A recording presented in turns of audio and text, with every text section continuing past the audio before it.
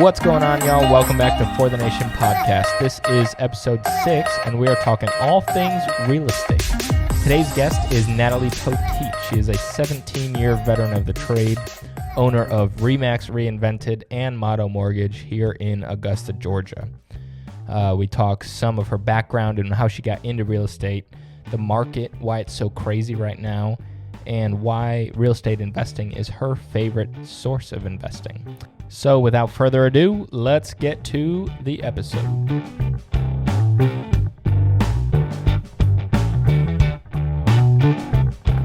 All right, we are rolling. Natalie Poteete, thank you so much for joining me. I'm really looking forward to this conversation. Same. Real estate's been something that I've been interested in for the last year or so, the better half of a year, and so much so that I actually went and pursued a salesperson license. So if you wouldn't mind telling the listeners a little bit about yourself and what it is that you do.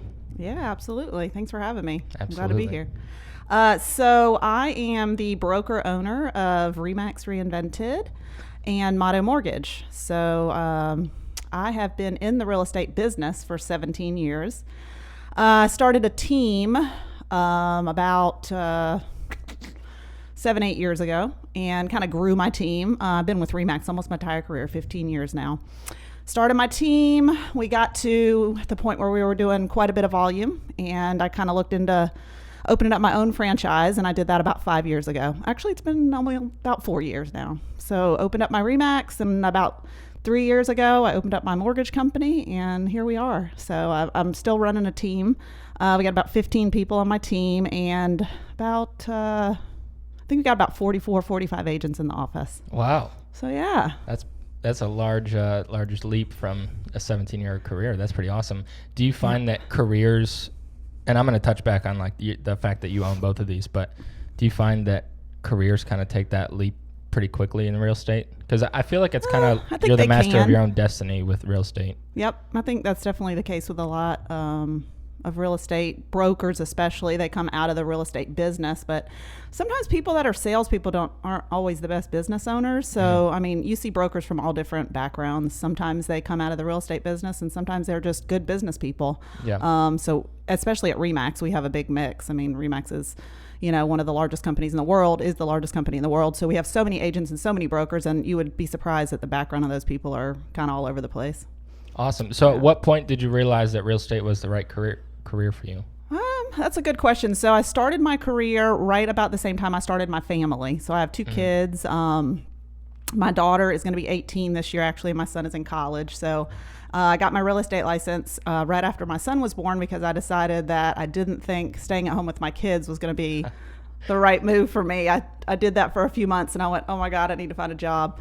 So I said, you know what, I'm going to get my real estate license. And I just kind of started dabbling in it. At first, I was just kind of selling. I was doing a little bit of flipping on my own, and I started like, hey, I think I want to get into the rental side of things. The investment side always really interested me, so I leaned heavily on investors. I worked with a lot of investors. I started learning how to run reports and ROI, and those are all like the big words that you should know if you're going to work with investors, and that kind of like started driving my career. And then I just kind of relied on the buyers and the sellers here and there to kind of like help me out. But yeah. That's awesome. So then so many years down the line, what that would be like 14 years down the line or something like that, you started Remax Reinvented. That's what it's called. Yep. And then how was opening that at first?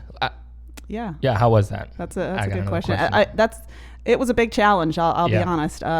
Starting a big company like that, you think it's going to be, oh well, I sell real estate, so I'm automatically going to be really good at this. But it's actually a completely different job. So what I used to do when I used to drive buyers around in my car and show them houses is not exactly what I'm doing anymore. Right. But I actually enjoy what I do now. So I like running a business probably more so than I do showing houses. So That's I awesome. like both, but I think this side of things really interests me a lot. Yeah, that's awesome that you kind of came to realize that doing real estate, which is something that I'm sure you enjoyed to some extent, otherwise you wouldn't be doing it. Yeah. And then brings you to a point where now you're an entrepreneur and you realize like, oh, this is my real passion. This is what drives me. Yeah. And I think real estate agents in general, a lot of times they get into the business because they want to run their own business. I mean, It's a career that you can get as much out of it as you want to. And so I think a lot of times that just, you automatically have some of that entrepreneurship already built into you. So that makes yeah. it a little bit easier. What did you do before real estate, if you don't mind me asking? Or So did honestly, you I was pretty, I'm only 43. And I've been in this business 17 years. So I had a very small career of about 6 years when I lived in Atlanta. I worked in the airline industry, actually. Cool. So interesting enough. Delta? No, I worked for British Airways, and I worked actually in the cargo department. Really? Yeah. So it was actually a really fun career. And I think had I not moved, so we actually moved out of Atlanta when I was married. My husband at the time took a job out of town, and so obviously I went with him. Right. And we decided we wanted to start a family, so that's kind of what brought us to Augusta. But I probably would still be doing that to this day had I not ended up in Augusta. So, Really? Yeah, fate. You were doing what in cargo specifically? Are you not It's allowed kind to of say? no. I can say it's almost hard to describe if you don't understand. But basically, we loaded the plane on a computer. So balancing, you're like figuring out, okay, this package weighs 500 pounds, you put it on the front of the plane, and this one weighs 10,000 pounds, and you put it in the back of the plane. Yeah. Yeah. I a little bit know about that just because my stint in the Army, I worked with aerial assets, manned specifically, and that's exactly like how it is. Like, how much do you weigh? Yep, 'Cause that's exactly right. That plays a role in where you're going to sit and all that. So that's pretty cool. Yeah. And then you got from there to real estate. Wow, big jump. Yeah. So then you started your own Remax, and then you started Motto Mortgage. Yep. How did you get into that?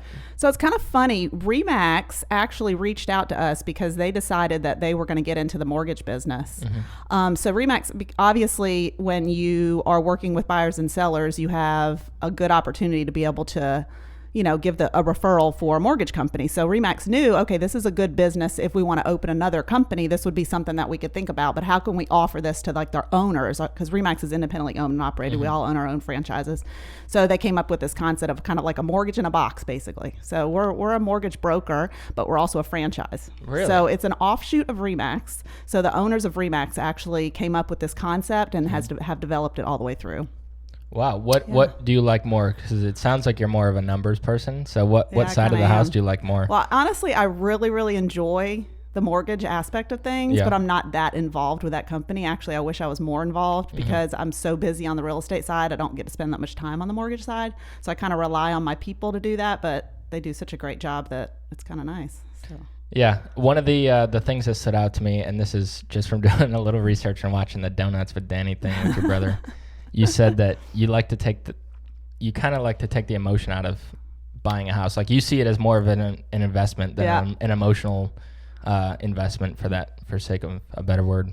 Yeah, and I think that's always was the hardest part. When I was in the business, I noticed, especially working with buyers, how emotional people are about a house and how much they really use their emotions to buy a house. Yeah. And it took me so many years to realize, I was like, that just doesn't make any sense to me. Why would you pay more than the house is worth? Or why would you pay, and I was just like, but here's the numbers and this is the price per square foot and this is what you're supposed to pay. But unfortunately, that's just not what real estate is. And it took me a long time to realize that because I look at it like, okay, I'm going to buy this house and this is how much money I'm going to make off of it. To me, it was just a numbers. It's so simple. Yeah, I think for a lot of people that are worried about their money, it's most likely the largest payment or purchase anybody's going to make in their life. So that's right. For me, it was not as much buying the house, but saying goodbye to that money for that short period of time. Granted, it's tied up in the house; it's not like gone, but. Right. But the good news is, real estate tends to be a good investment over time. So Absolutely. You can put your money in a better spot, in my opinion. Absolutely. And we're going to go there a little bit later.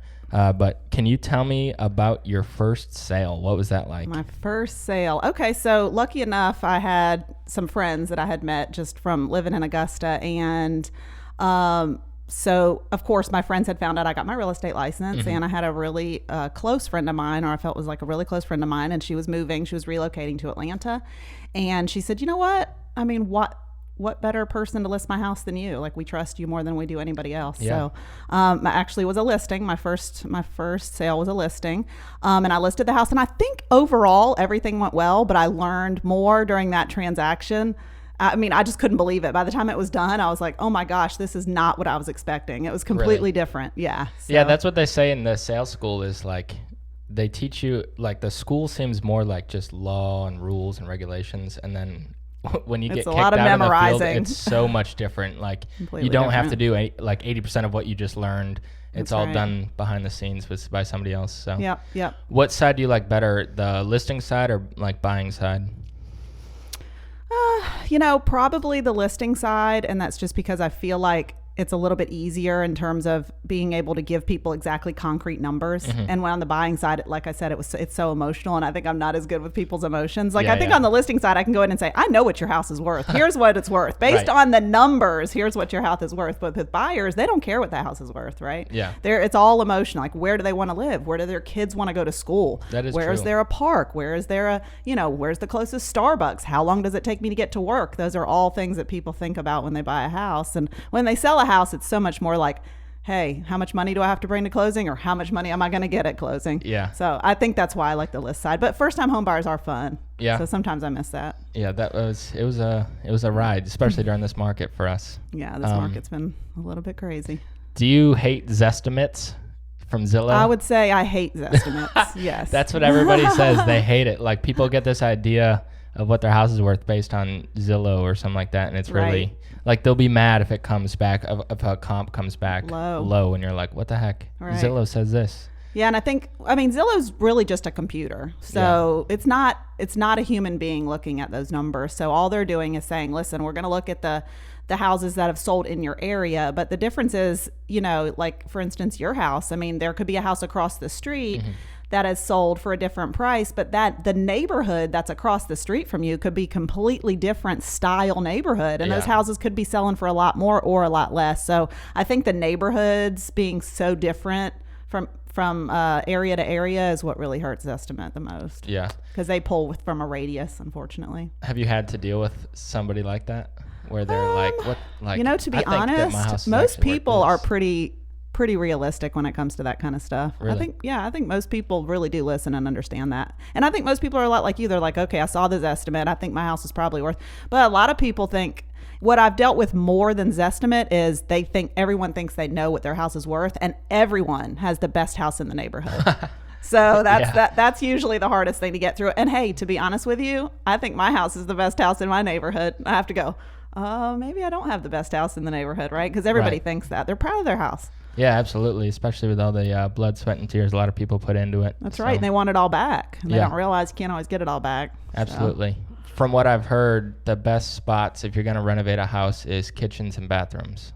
Yeah, I think that tends to be the case. Yeah. Right now with the way prices are, I don't know that I would tell somebody to renovate their kitchen. It probably depends on where they live, because if you live in a $200,000 house, I'm not going to tell you to put a $60,000 kitchen in. You're not getting $260,000 back. Right. So I think it is and it isn't. It probably depends on the house. What do you think is the most memorable sale that you've had?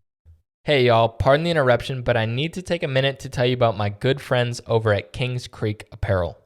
Kings Creek Apparel is an outdoor lifestyle brand centered around fellowship, family, and a deep love for the outdoors. When I got the chance to speak with the owner, Jesse Strickland, I could really feel that he and his family have lived through these values and had sewn them into the DNA of Kings Creek, making them a very appealing company to work with. As an example of this, at the beginning of the pandemic last year, the folks over at Kings Creek decided to launch a project where kids could order a blank Kings Creek logo t-shirt and 3 fabric markers, all with free shipping. And you know what they did? They donated 100% of the proceeds to frontline workers and local families in need. It's things like this and countless other projects that Kings Creek is always embarking on that's caused them to not only be a community favorite, but a Southern staple. Speaking of Southern staples, let's talk one of the most iconic Southernisms, country music.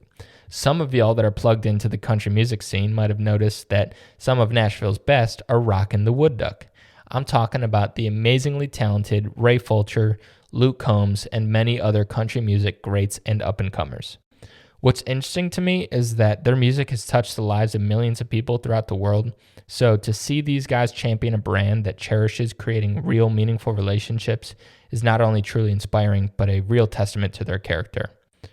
All the products over at Kings Creek have really clean and simple designs on top of amazing quality materials, making it not only easy on the eyes, but easy on the body. My personal favorites are the black rubber duck hat, the navy and gray striped performance polo, and the Kings Creek script t-shirt. Again, I can't stress this enough, guys. They're amazingly soft and you can feel the quality. It's immaculate. The products are amazing. So please head to their website at kingscreekapparel.com to browse their collections. Again, that's kingscreekapparel.com. If you're a social media junkie, I would also encourage you to follow their social medias at Kings Creek Apparel to stay updated on all of the newest releases and deals.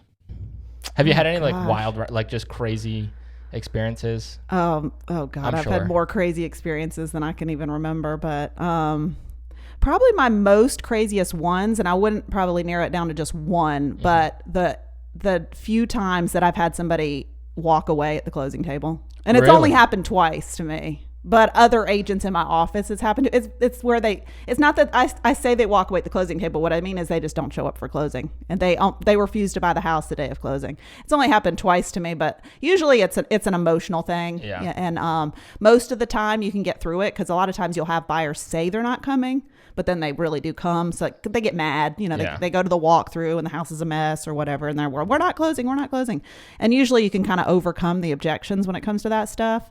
But I have had people literally not show up the day of closing when everything was prepared and ready to go. Yeah, so that to me is like, do you realize what went into this? And you're really not going to close? Yeah. And then of course it gets really sticky and ugly. Yeah, there's a reason they take 30, 45 days to get to a closing. Right. Day. And there's so much that goes into My it. favorite saying is there's a reason we sign a contract. You're in a contract. But a lot of times people forget that. They're just too emotional. They don't care what they signed. Yeah.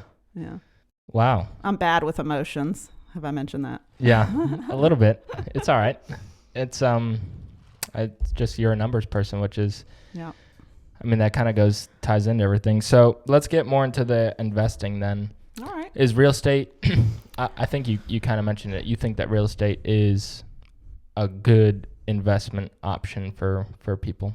I personally think it's the best. Yeah. Yeah.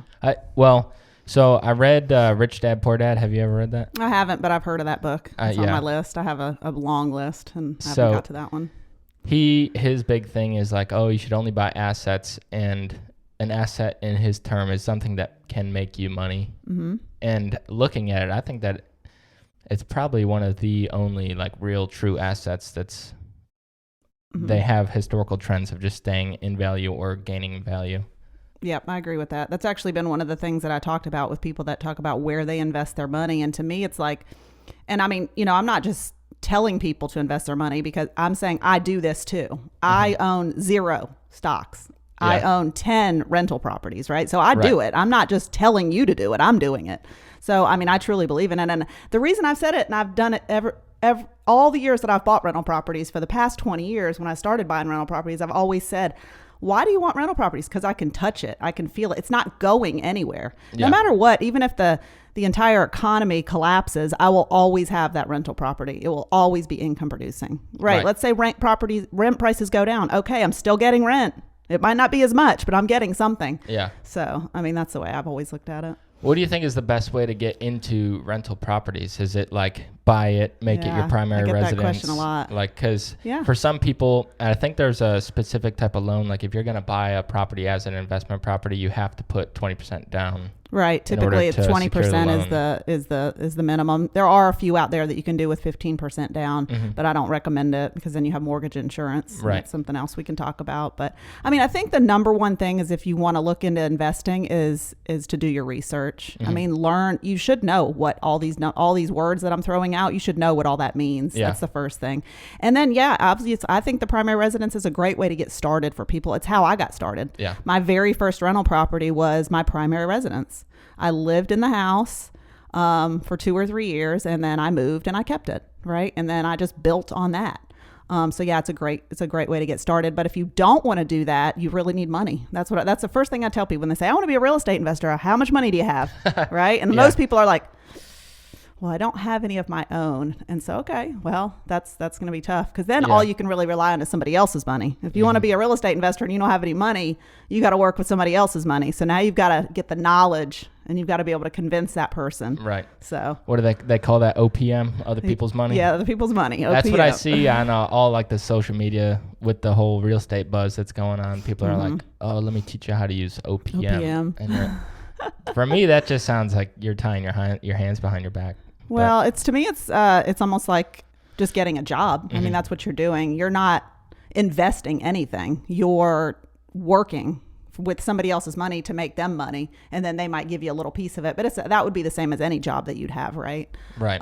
But as far as investing your own money in real estate, that's a whole different discussion. So it just kind of depends on what you're looking to do. So when somebody is looking to get into like let's say they buy a house, make it their primary residence, and then keep moving forward like that. Yeah. Do you suggest that they just stick to the minimums for everything then? If they foresee that they're going to be like, you know what I'm trying to say? So if they foresee that they're going to be making rental properties a thing, would you suggest that they just kind of keep to the minimums of everything, like just pay the minimum mortgage, don't pay any extra on principal? Yeah, that's a good question. I get that question a lot actually from people as far as like, what should I try to pay off my mortgage early? But a lot of times that just boils down to your personal finances, and it's so hard. And I mean, I like to help people with their finances, something that I really actually enjoy. So, but you would have to look at how much money does that person make every month? How much money do they have to spend every month? How much money do they want to invest every month? So it's almost like you have to look at a little bit more than just that one question. So it's kind of a hard question to answer, but. Do you stick to mostly single family homes, or have you gotten into multi-residential? Yeah. So as far as me personally investing, I invest in single family homes. I do have some townhomes, but mostly single family. I think I have, of my 10 rentals, I think six are single family homes, and I have 4 townhomes. Yeah. But I don't have any condominiums, and I don't have any multifamilies. I've never really got into that. And honestly, all of my property, and I always tell people the best place to invest is where you live. And I do have investors from other parts of the country because Augusta is a really great place to invest. It is. But I think overall, it's better to invest in an area you live, and that's because you know the area. And the best place to buy a house is a place that you think is going to appreciate in value, and you know that better than anybody else because you live there. So a real estate agent in California is going to tell you, oh yeah, this is the best place to buy in this neighborhood, and the return might be great, the ROI might be wonderful, but what happens when the house goes $50,000 down in value in 2 years? You're not going to be like, oh, my ROI is 14%. You know what I mean? So right. Yeah, that is true. I mean, and Augusta is a good example of that now. And I'm sure you know more than I, because I've only been here for the last 4 years. But I feel like Augusta, since I've been here, has just grown tremendously. Like the growth booming. It's crazy. Whether it be Evans, really Columbia County's going nuts. And Evans, the good news Harlan. here is I feel like we have a lot of we call them kind of like higher end renters, but people that are looking for more, something a little more stable where their kids can go to good school, but they still want to rent because most of them are like military or they're only going to be here for a few years, but they're going to be great tenants, right? They're going to stay for 3 to 5 years. They're going to pay their rent every single month, and they want to be in a house that they can take care of and make their home. So they're perfect tenants. Yeah, that is awesome. I feel like Augusta is kind of in this own little bubble. Yeah.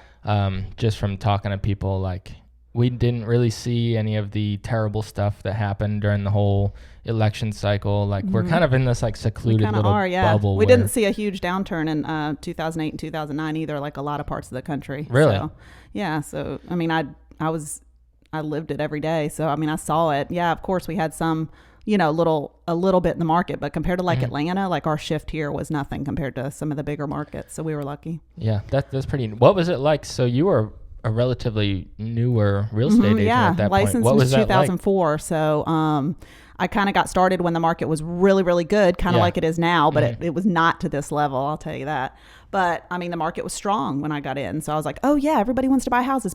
And I was in the same almost frenzy, right? So I very easily could have made bad decisions. I kind of got a little bit lucky, I think, but made really good decisions on the real estate side. And then I saw the market go down. And honestly, we did have a little bit of a downturn, but for the most part, the real estate agents that had been in business and the seasoned agents were able to pull through. I mean, yeah, we did some short sales, which that word doesn't even exist anymore. I'd say, listen, if I were to ask my 44 agents that are in our office right now, what is a short sale? I bet there's 10 or 15 that don't even know. They wouldn't even be able to answer the question, right? So they don't even know like the definition of short sale. So that'll be back in a few years. But I mean, we did short sales. We sold foreclosures. I mean, what people now like, what's a HUD foreclosure? Yeah. I mean, some newer agents, they don't even know what that means. So we did have some of that, but compared to some of these other big markets like Atlanta, San Francisco, we were very, very lucky. So for the people that are listening who I know probably don't know what a short sale is, can you explain that quickly? Right. Yeah, for sure. So a short sale is when you feel like, well, not when you feel, but when you owe more on your house than it's worth, but you have to sell it. So you negotiate with your bank to accept less than what you actually owe on your mortgage. And it can impact your credit, but it's not going to impact your credit as bad as a foreclosure. So if you're looking at possibly not being able to pay your mortgage, not being able to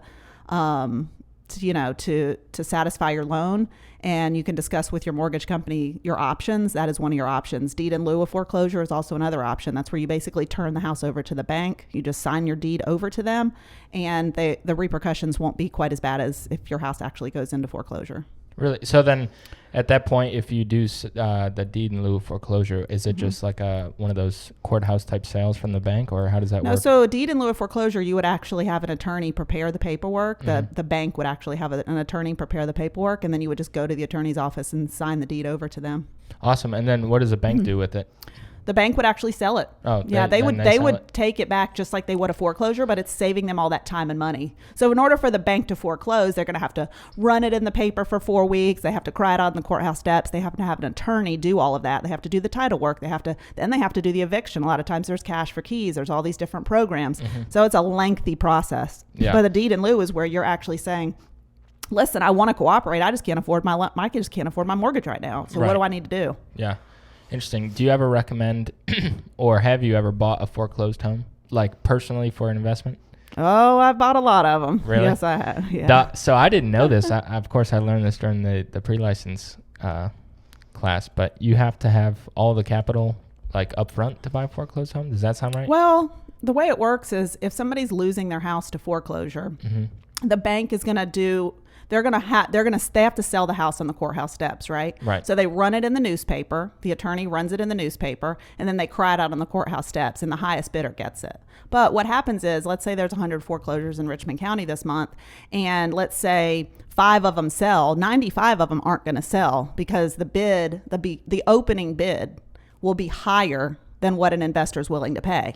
So the house goes back to the bank, and then the bank puts the house on the market and sells it. And that's what most people think of as a foreclosure when they buy a foreclosure. That's the house they're buying off the MLS or off the open market, but they're buying it from the bank. They're getting a clear title to the property. So if you go down to the courthouse steps and you're going to buy a house as an investor, you're not getting clear title to the property.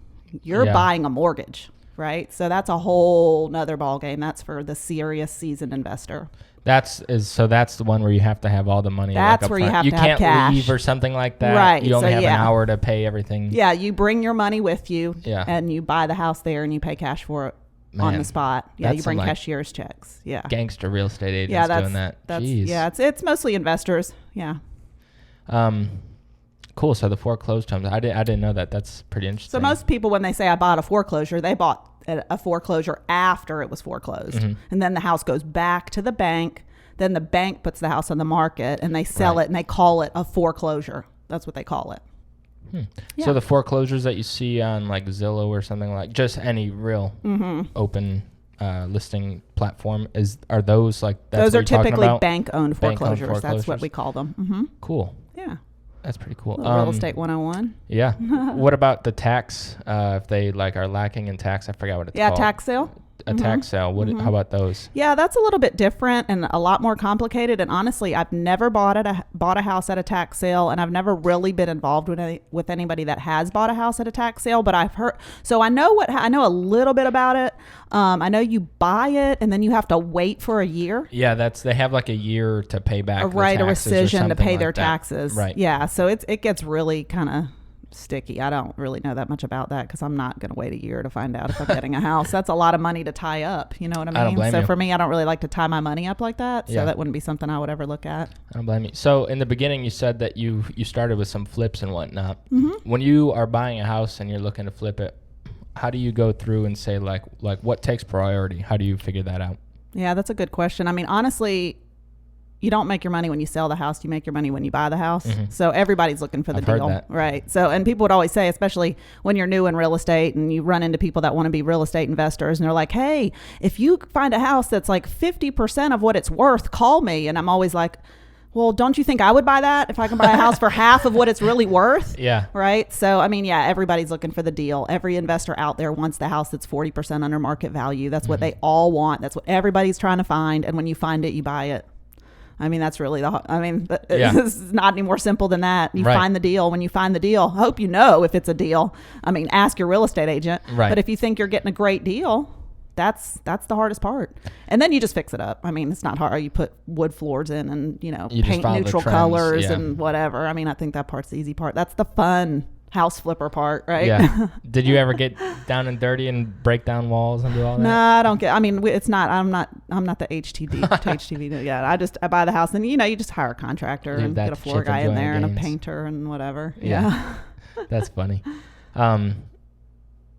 Yeah, that's I'm crazy. more. I mean, honestly, I prefer rental properties as opposed to flipping because flipping gets you got taxes and it's a whole thing. So Yeah.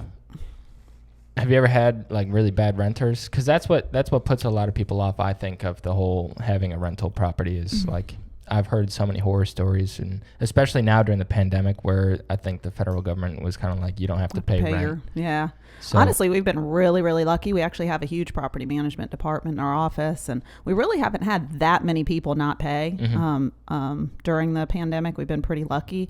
And I mean, I only have 10 rentals, but no, I mean, I've never had a bad, have I had people leave and like, oh gosh, we got to repaint the whole house. And I've got to, oh my gosh, they dented my wood floor. Yeah. I mean, of course, the house isn't coming back to you perfect. And if you're Right. type A personality, you probably don't need to own rental property. But the best investors don't even walk in their houses. I mean, what I tell investors to do is just buy the house, let your property manager handle it, and be patient. Like it's a long-term investment. Rental property is not buy it now, sell it in 5 years. It's buy it and hold it. So you wait, and eventually you make a lot of money, right? Yeah. It takes time though. You don't buy a stock today and it's worth, you wait 20, 30 years and then you have a retirement. Yeah. It's the same thing with rental property. I mean, the properties I bought 20 years ago that are everything's now paid for. Now I'm making money. Right. I was making no money for 20 years, right? When I Yeah. was paying a mortgage, but now I'm making money because they're all paid for.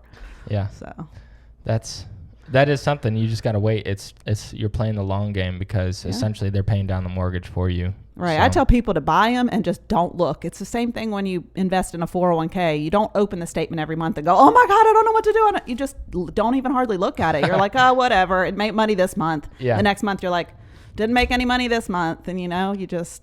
Yeah. So I've heard the expression that like a good realtor is worth their weight in gold. Do you feel the same way about a property management group? Oh yeah, absolutely. Yeah. That's very important. So what exactly do they all handle? I know that they'll handle like trying to find renters, so on and so forth. What else is it they handle? Like, will they handle the like if they need to get a contractor in there to fix up? They some handle the plumbing or whatnot, maintenance. They do all that. Yep. And I always tell people too, a lot of times when you look at what a property manager is going to cost, like, are you going to get what you pay? Like, oh my gosh, they take a chunk of my money. But I mean, a lot of times to me, having a property manager is also like having an insurance policy, right? A little bit of it. Yeah, they're gonna screen a tenant for you. They're gonna make sure that they have good credit. They're gonna make sure they do a background check. They're going to fill out a lease and make sure they have a proper lease on file. But this is all stuff that anybody can do, right? You know how to screen a tenant probably. You probably know how to fill out a lease. But what happens when somebody doesn't pay rent? Do you know how to file for eviction? Do you know how to, all of that gets messy is the insurance policy. So when you have the property manager and you do have a problem, they're handling it. So when you do have a repair or God forbid, the plumbing under the house is gone, you got a major leak and the water department's there and everything's shut down and Columbia County Fire's there. Like, where are you when you're, 3 states away? Your property manager's handling it. So that's why I think property managers are really important. Yeah, I like that analogy, calling them more so like an insurance policy. That makes a little bit more sense. Yeah, because a lot of people ask me like, oh gosh, the rent's $1,000 a month and you're taking $100 every single month. Gosh, that's $1,200 a year. Like, do I get my $1,200 worth? Well, I mean, if anything ever happens, you don't ask your homeowner's insurance what they're doing for you every month, Yeah. Yeah, I wonder if people don't really question that. Like, they don't use that same line of questioning with car insurance and stuff like that. Right. So I tell people, we're going to screen the tenants and we're going to make sure they sign a lease. Yeah, we're not going to put but overall, we're going to make sure everything's handled. Now, do they also help determine the rent price? Right? Yeah, property managers. That's a big part of it. They can tell you what everything just like a good real estate agent can. They can tell you what a house will rent for. And somebody that's really experienced in property management can run numbers for you on ROI and things like that if you're an investor. Really? Yeah.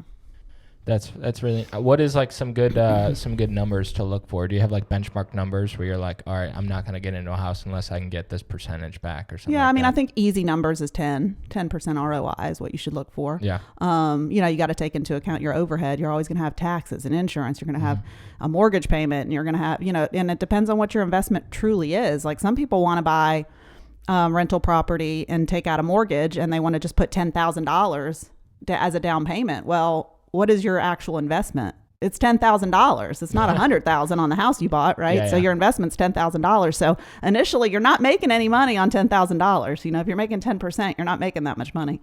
So I mean, but that's a good, I think, like starting place for an investor if it kind of gives you a guide. But I mean, to me, it's also, is the house going to appreciate in value? I mean, that's a big part of it too. So if you're buying a house in a really nice area, in an area that you think is going to appreciate, your return is typically going to be a little bit less. So you just have to kind of look at that. Yeah. Another thing that I've always been told is to buy in the bottom half of your neighborhood. Do you agree with that? I've heard that. I mean, honestly, I don't get too hung up on the neighborhoods necessarily as much, but I always try to find pockets. And what I mean by that is you have to look in those areas that you're like, okay, this is a really great area, and these houses rent for a really good amount, and I really feel like this area is going to go up. And that's, to me, like there's certain pockets that you can find. And then also, I personally don't like to be in a place that has high homeowners association fees, because that like really messes with your numbers. Yeah. So that to me is like a big number. Like, so when I'm looking at houses to buy, those are like the big standouts to me. Like, what can I rent it for? How much am I going to pay for it? Is this neighborhood appreciating in value? And how much are these homeowners association fees? They're crazy. They get you. Sometimes they're like wild. Like we pay, I don't know, like $10 a month for homeowners so you're fees. Perfect. This is a great rental property. Yeah, this is great. But like sometimes they're actually like they care too much. Sometimes like they'll drive by. You're not supposed to park in the driveway for like overnight, or not in the driveway, in the road overnight. Yeah. But like they'll come and ticket you. Like, but it's crazy. Like they only ticket some people. Our neighbors got ticketed, but the people over there leave an RV out on the road. Right. Like typical weekly. Homeowners association. Yeah. So it's crazy. Yeah, it's like that everywhere. Yeah, we one of the guys I worked with, their homeowners association had like a Facebook group, and like people who didn't live in that homeowners association or in that neighborhood were like trying to get into that group because there's so much drama going on all the time. Oh my God. It's so funny. That's typical homeowners associations. Yeah. So they're going to be in every neighborhood, or almost every good, decent neighborhood typically has a homeowners association. So it's not that I hate homeowners associations. I mean, don't get me wrong. They protect you from a lot of things, right? Yeah. So it's not that I don't like homeowners associations, but from an investor perspective, they can really mess with your ROI. So it's something that I take into account. Yeah, absolutely. It's kind of like that double-edged sword where it's you love That's it, right. but you also hate it at the same time. That's right. That's exactly Interesting. right. All right, so I'm going to move over now towards like the housing market. And for the last year, since I've been into it, maybe I'm just one of those statistics, but it's just been on fire right now. What do you think is causing that?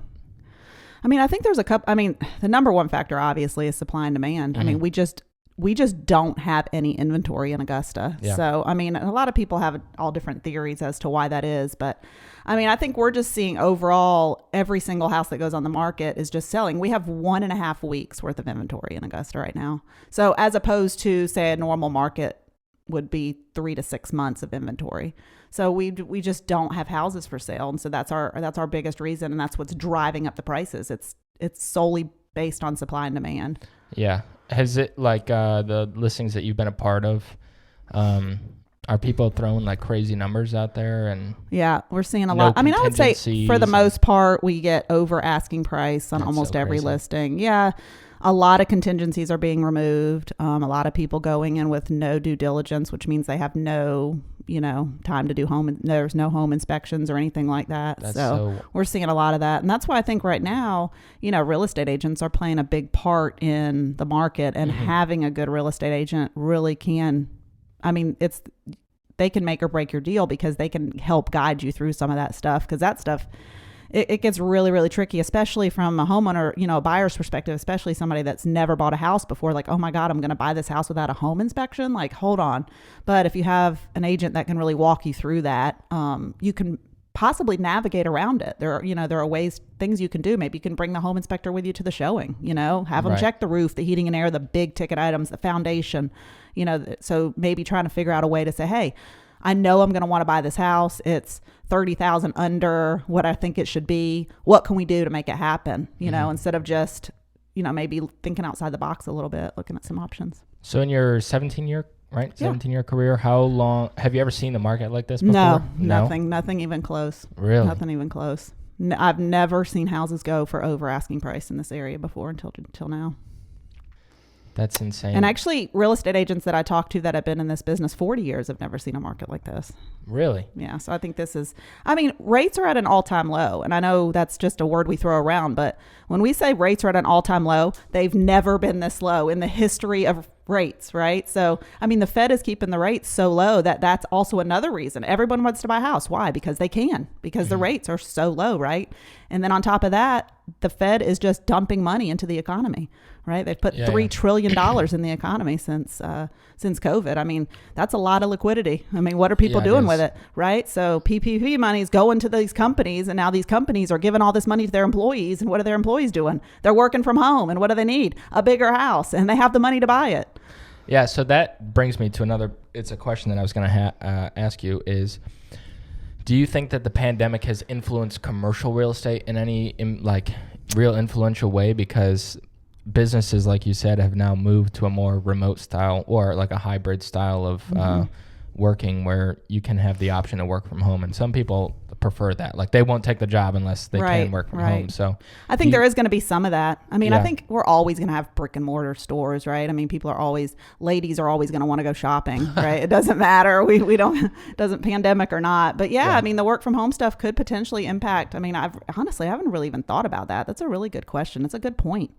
We haven't really seen that here on the commercial side. I'm not too involved in commercial real estate. I own my commercial building and I've sold a few here and there, and there's some agents in the office that dabble in commercial, but I don't do a whole lot with it, but I can imagine that it probably wouldn't be a good thing for commercial investors. Yeah.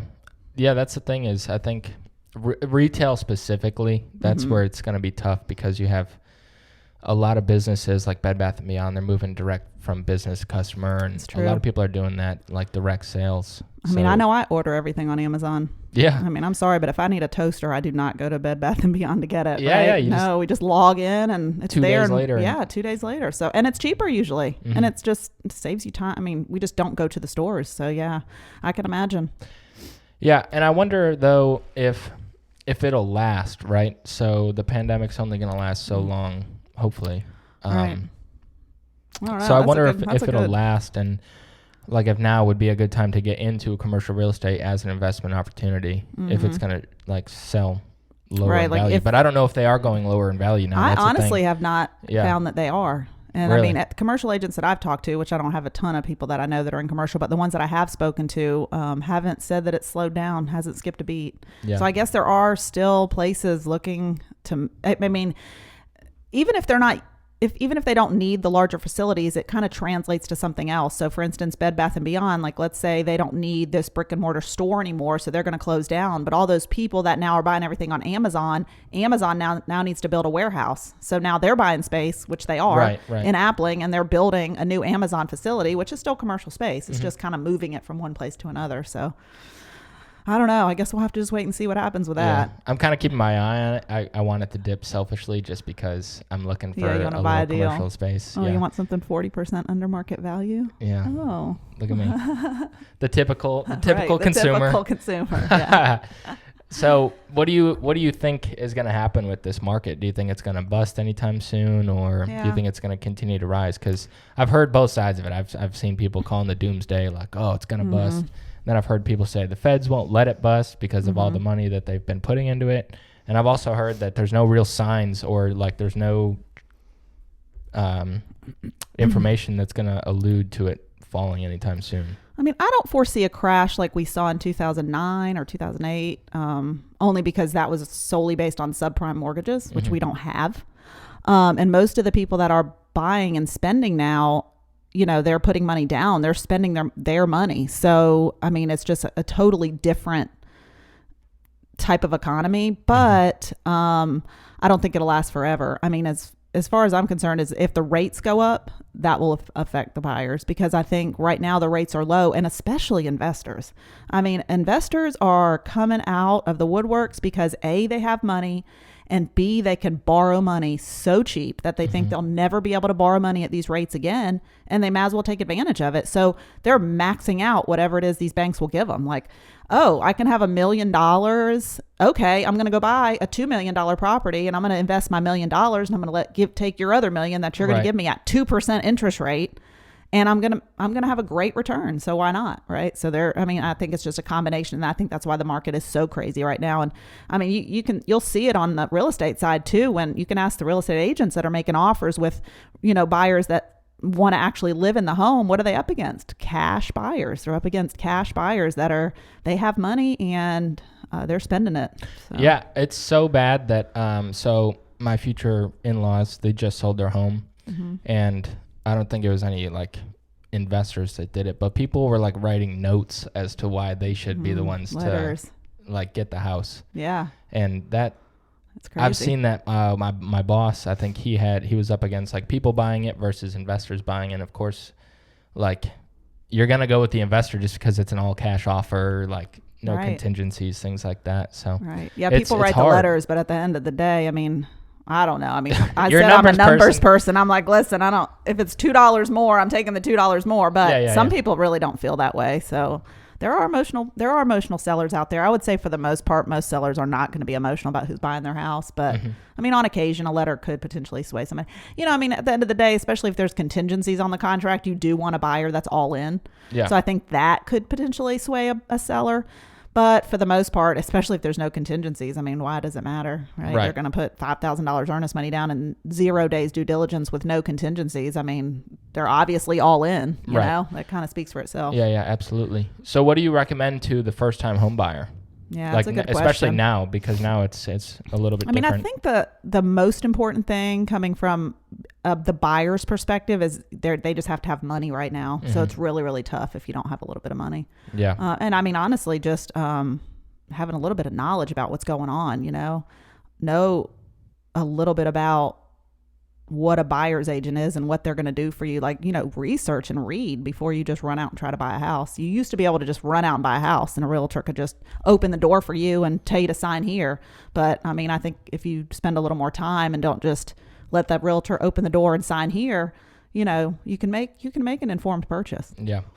Do you recommend to buyers like the financing options, whether it's like a 15-year, 30-year, 5-arm, something like that? Do you make recommendations, or do you kind of let them? Yeah, I mean, we do on occasion. I would say for the most part, about most of the time, first-time home buyers, probably 80 to 90% of them are always going to do a 30-year fixed. And that most of that information does come from a lender. Usually, a realtor is typically going to say, "Listen, talk to your lender about that." Yeah. But I would say for the most part, that's kind of human nature. Buy as much as you can, right? Bigger the better. So I mean, they can obviously buy a bigger house and spend less money every month by doing a 30-year fix. So that's what most people do. Yeah, the 15-year fixed rates though, they're great right now. You get about 0.25% less. So it's an option. I mean, I don't think it's a bad thing, but the rates are so low right now. It's like, what are you even looking at? Difference between 2.5 and 2.6 or.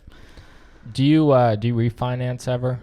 I've just learned about the whole refinancing It's thing. crazy not to. I think right now everybody should be refinancing. Yeah. I mean, if your loan is more than probably 12 months, your rate could probably potentially be a point lower. So, I mean, I would tell everybody to look at it. I keep seeing like everything from lenders like, oh, you could reduce your monthly mortgage payment. rate. Yeah. So, yeah.